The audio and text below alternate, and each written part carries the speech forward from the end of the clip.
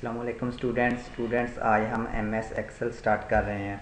तो सबसे पहले तो आपने यहाँ पे स्टार्ट मेन्यू पे जाना है। स्टार्ट मेन्यू पे क्लिक करने के बाद यहाँ पे आप ऑल प्रोग्राम्स पे क्लिक करेंगे। ये माइक्रोसॉफ्ट ऑफिस 2013 आ रहा है, तो मैं 2013 यहाँ पे यूज़ कर रहा हूँ।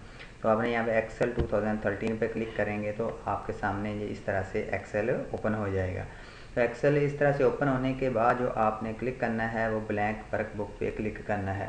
अगर आप कोई लेआउट लेना चाहते हैं, जहाँ पे लेआउट भी आपको अवेलेबल हैं, जैसे एमएस वर्ल्ड में हमने किया था, वहाँ पे भी काफ़ी सारे लेआउट अवेलेबल थे, तो आप यहाँ से भी आप कोई भी लेआउट उठा सकते हैं। लेकिन मैं क्या करूँगा, मैं यहाँ पे एक ब्लैंक वर्कबुक ले लेता हूँ। यहाँ पे आज जस्ट हम इसका इंट्रोडक्शन देखेंगे कि इसमें ये क्या क्या चीज़ें होती हैं। ये जो आपको नज़र आ रहा है, जिसका लेआउट नज़र आ रहा है, इसका व्यू नज़र आ रहा है, इनके बारे में हम डिस्कस करेंगे कि ये क्या चीज़ें हैं।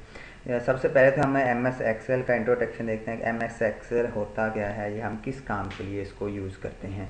यहाँ पे ये स्प्रेडशीट है, एक हमारी स्प्रेडशीट प्रोग्राम है जहाँ पे हम अपनी बिल वगैरह बनाते हैं। हम यहाँ पे डाटा मैनेजमेंट के लिए, या आप रिज़ल्ट कार्ड बनाने हो आपने, या कोई बिज़नेस आपने डिटेल अपनी लिखनी हो, इस तरह की चीज़ें हम सारी की सारी एमएस एक्सेल में ऐड करते हैं, यहाँ पे हम बनाते हैं। इस तरह से स्प्रेडशीट यूज़ होती है। बहुत सारे और भी स्प्रेडशीट्स हैं जो यूज़ होती हैं, लेकिन जो मोस्टली यूज़ होती है वो एमएस एक्सेल ही यूज़ होती है। आप मोस्टली देखें तो किसी भी आप डिपार्टमेंट में चले जाएं तो आपको वहाँ पे जो कैलकुलेशंस वगैरह के लिए, अपनी मैनेजमेंट के लिए, अपने बिल्स के लिए, अपने अकाउंट्स की मैनेजमेंट के लिए आपको एमएस एक्सेल ही यूज़ होता नज़र आएगा। ज़्यादातर यही यूज़ होता है, कहीं भी आप चले जाएँ इसको।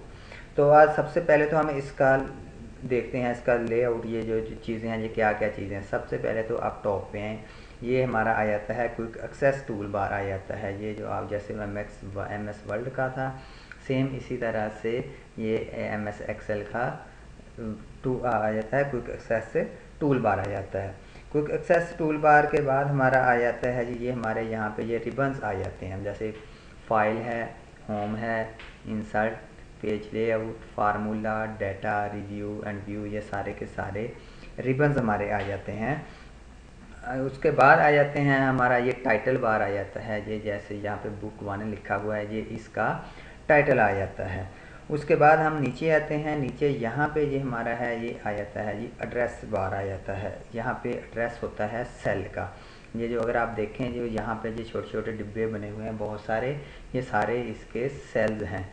तो यहाँ पे ये सेल, ये सेल, ये सारे एक डिब्बा, ये एक सेल कहलाता है। तो ये इस सेल का आप एड्रेस देखना चाहते हैं, इस सारे जो सेल हैं, सारे हर सेल का कोई ना कोई एक अलहदा से एक एड्रेस होता है। एड्रेस को डिस्कस करने से पहले हम कॉलम और इसके रोज़ को डिस्कस कर लेते हैं। कॉलम जो आता है आपका, ये जो वर्टिकल पार्ट होता है, ABCD, इस तरह से ये हमारे कॉलम्स होते हैं।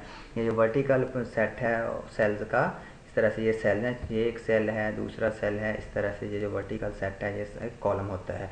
ये जो इसमें जो कॉलम्स होते हैं, ये कॉलम, ये ABC, इस तरह से अगर आप यहाँ पे क्लिक करके आप करते जाएँ ना, यहाँ पे क्लिक करते जाएँ, आपके आगे कॉलम्स, नेक्स्ट कॉलम्स आते जाएंगे, शो होते जाएंगे।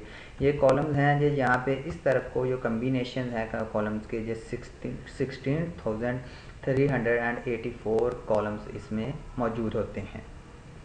और इस तरह से जो इसका आ जाता है, हमारे पास रो आ जाता है, ये हॉरिजेंटल पार्ट होता है, ये हॉरिजेंटल सेट ऑफ सेल्स होते हैं। ये जितने भी सेल्स हैं हॉरिजेंटली, ये सारे के सारे हमारी रोज़ होती हैं। जो इसमें रोज़ हैं, जहाँ पे देखें 1 2 3 4 5 इस तरह से ये रोज़ चल रही हैं।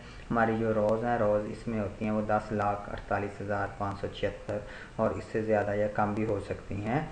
तो ये हमारी रोज़ होती हैं। इसमें जो एमएस एक्सेल 2010 है या 13 है, इनमें जो रोज़ होती हैं वो राउंड अबाउट इतनी होती हैं, 10,48,576 रोज़ होती हैं।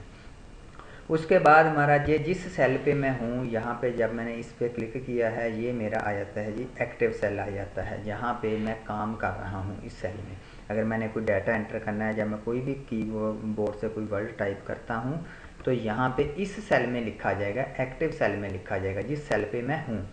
तो ये मेरा एक्टिव सेल होता है। और इसको जो फिल किया हुआ है, इसको हम फिल हैंडल बोलते हैं, कि ये जो आपको शो कर रहा है, बता रहा है कि हम अभी इस सेल पे हैं। और इसका जो स्टेटस होता है, एड्रेस होता है, यहाँ पे शो होता है, ये हमारा एड्रेस बार होता है। एड्रेस बार क्या होता है? एड्रेस बार में आपका इस सेल का एड्रेस दिया होता है, एक्टिव एड्रेस सेल का, कि जिस आप सेल पे हैं उस सेल के बारे में बताया होता है। जैसे क्या करते हैं, मैं कहता हूँ इस सेल पे मैं क्लिक करता हूँ तो यहाँ पे मेरा E6 लिखा हुआ आ जाएगा। E6 एड्रेस है जो किस तरह से बनता है, E कॉलम और ये 6 हमारा 6 रो आ जाएगी। E6 इस तरह से ये इसका एड्रेस बनेगा। हर एक सेल का एड्रेस डिफरेंट होता है। तो इस पर क्लिक करेंगे, E6 आ रहा है तो इस पर क्लिक करेंगे, D10 आ रहा है। इस तरह से ये हर एक का अलग से हमारा आ रहा है, एड्रेस आ रहा है। उसके बाद ये जो हमारा होता है, यहाँ पे ये जो ब्लैंक स्पेस है, इसमें ये बॉक्स है, इसमें इसे हम फार्मूला बार बोलते हैं। इसमें अगर आपने कोई फार्मूला वगैरह टाइप करना तो यहाँ पे करते हैं। MS एक्सेल क्या करते हैं हम, बिलिंग वगैरह के लिए, रिजल्ट कार्ड वगैरह के लिए, अकाउंट को मैनेज करने के लिए हम MS एक्सेल को यूज़ करते हैं। अब ये चीज़ें हम MS वर्ल्ड पे भी कर सकते हैं। अगर मैं कहता हूँ मैंने स्टूडेंट्स के रिज़ल्ट कार्ड बनाने, मेरे पास 100 स्टूडेंट्स हैं, तो मैं क्या करता हूँ उनके रिज़ल्ट कार्ड मैंने बनाने हैं। तो रिज़ल्ट कार्ड बनाने के लिए मैं MS वर्ल्ड पे मैं टेबल बना लूँगा, कुछ टेबल्स में हम उनके रिज़ल्ट कार्ड बना लेते हैं। अगर मैं कहता हूँ स्टूडेंट्स के मार्क्स एंटर किए, मार्क्स एंटर करने के बाद उनके सम करना है, उनके परसेंटेज भी निकालनी है, उनको ग्रेड्स भी देने हैं इस तरह से, और बहुत सारी कैलकुलेशंस करनी है। अकाउंट का आप कर रहे हैं तो उसमें भी आपको बहुत सारी कैलकुलेशन करनी पड़ती हैं। तो जो कैलकुलेशन वगैरह ये करनी पड़ेंगी। अगर आप वर्ल्ड पे बना रहे हैं तो वहाँ पे तो आपको जो मैनुअली सारा काम करना पड़ेगा। आप कैलकुलेटर लेंगे, वहाँ से आप सारे का सारा काम करेंगे। लेकिन हम अगर यही वही सारे का सारा काम अकाउंट्स का हम MS एक्सेल पे करते हैं। मैं एक्सेल पे ही करते हैं। क्यों करते हैं? क्योंकि यहाँ पे जब हम काम करेंगे, हम लिखेंगे कोई, जब उन पे आप कैलकुलेशंस करनी है, नंबर्स को सम अप करना है, कोई एवरेज निकालनी चाहते हैं, आपको उन पे कोई बोनस वगैरह अपने एम्प्लॉयज़ को देना चाहते हैं, तो बोनस लिखना चाहते हैं, निकालना चाहते हैं, वो सारी की सारी चीज़ें जहाँ पे आपको फार्मूलाज अवेलेबल होते हैं MS एक्सेल में। आप जस्ट फार्मूला अप्लाई करते हैं, फार्मूला अप्लाई किया और आपकी सारी की सारी कैलकुलेशन ऑटोमेटिकली MS एक्सेल निकाल के दे देता है। यहाँ पे हम फार्मूला से टाइप करते हैं। अगर आप यहाँ पे नीचे भी फार्मूला टाइप करेंगे, आपको यहाँ पे लिखा हुआ भी आपका फार्मूला नज़र आएगा। उसके बाद यहाँ पे ये आ जाता है वर्कशीट टैब आ जाता है। ये आपके यहाँ पे जो भी आपकी वर्कशीट्स आपकी हैं, ये जो शीट 1 है, यहाँ पे अगर मैं क्लिक करता हूँ तो मेरे पास यहाँ पे मैं क्लिक करता हूँ न्यू शीट पे, तो यहाँ पे देखें शीट 2 ऐड हो गई है। अब इस मेरी एक फ़ाइल में शीट्स मेरे पास 2 ऐड हो गई हैं। ये शीट 1 है और ये शीट 2 आ जाती है। 2 मेरे पास शीट्स आ जाती हैं। उसके बाद आ जाते हैं ये, उसके बाद आ जाएं जी, ये हमारे पास 2 शीट्स हैं, ये शीट 2 है, ये शीट 1 है, ये हमारी।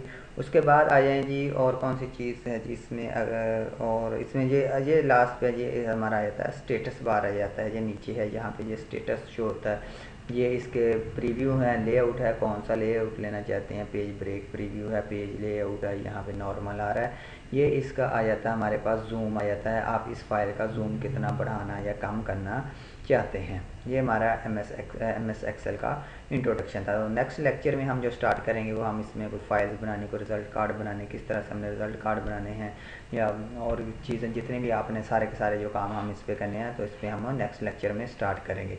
अगर इसमें आपको इंट्रोडक्शन में अगर आपका कोई क्वेश्चन हो तो आप मुझसे पूछ सकते हैं, आप कमेंट भी कर सकते हैं, आप मुझसे ईमेल भी कर सकते हैं मुझे करके। जो भी आपका क्वेश्चन हो तो आप मुझसे पूछ सकते हैं। आज के लिए इतना ही। अल्लाह हाफ़िज़।